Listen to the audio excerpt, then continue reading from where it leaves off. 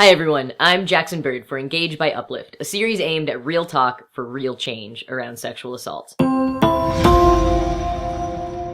This week, we'll be talking about sexual assault within the LGBTQIA community and what resources are out there for queer and trans survivors. Before we get started, a warning. This episode discusses hate crimes, sexual assault, rape, and other kinds of intimate partner violence. So if any of that is triggering for you, you may want to click away now. LGBTQIA individuals face higher rates of mental illness, homelessness, poverty, and violence. Queer and trans people are not only marginalized in society at large, but also within discussions about sexual assault.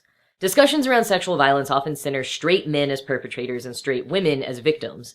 Survivors who don't fit into this narrative are left without clear avenues for seeking help. In 2013, the Center for Disease Control published the first longitudinal study of intimate partner violence by sexual orientation. In a survey of over 12,000 Americans in all 50 states, the CDC found that 44% of lesbians, 61% of bisexual women, and 35% of heterosexual women reported sexual assault by an intimate partner. Gay men reported a 26% assault rate, while 35% of bisexual men and 29% of heterosexual men reported intimate partner violence, including rape, other forms of sexual assault, and stalking. So clearly, LGBTQIA Americans are at a much greater risk of sexual assault simply by virtue of their sexual orientations or gender identity. And when combined with bias, shame, poverty, or mental illness, the likelihood of being victimized climbs even higher. Sexual violence against queer people from outside the community may be motivated by homophobia, biphobia, transphobia, transmisogyny, and more, but just as in the straight world, the majority of sexual assaults occur between people known to one another, not strangers. Perpetrators are likely to be part of the queer community themselves. LGBTQIA people are simultaneously hypersexualized and delegitimized by society at large. The perception that queer relationships are only about sex frames certain sex acts as compulsory for belonging to a community. In the words of one survivor, "I went out that night. I was drinking with strangers and wanted to hook up. And because I wanted those things before that happened, I felt like I wasn't able to say no. I felt like I'd put myself in the situation to let it happen.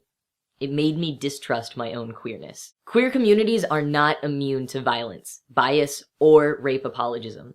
Survivors may feel pressured to ignore non-consensual incidents in favor of going along to get along.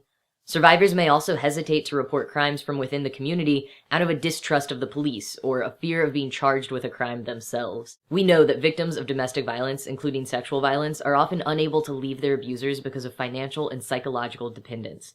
And this pressure can be debilitating if the community itself is indifferent to violence. Dialogue about consent and safe sex are a great starting point, but if there's no accountability for a violation of bodily autonomy, how can the queer community be safer than the straight one?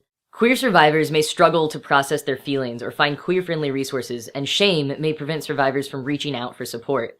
High rates of substance use within the queer community may discourage survivors from reporting assaults to doctors or the police for fear of legal repercussions. And bias within our legal structure against both survivors of sexual assault and LGBTQIA people can make reporting a re-traumatizing event. But bias shouldn't prevent us from seeking justice. Whether or not a crime has occurred is not dependent on whether a jury will convict. It depends on what you, the survivor, felt. Rape culture tells us that a survivor who doesn't violently resist is complicit. But a moment of violence doesn't always feel like violence.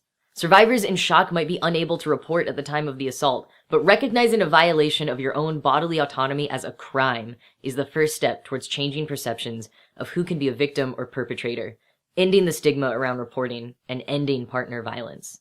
Even though we know in our rational minds that violence can occur between any people, normative discussions about gender identity, sexual orientation, and sex itself shape how we narrate our own stories.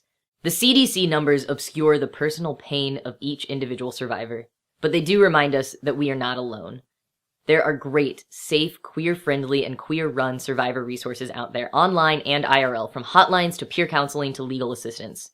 If you or a friend is coping with a sexual assault or partner violence, please use the resources below to find help. Your safety matters to the survival of our community, and to us. You are not alone.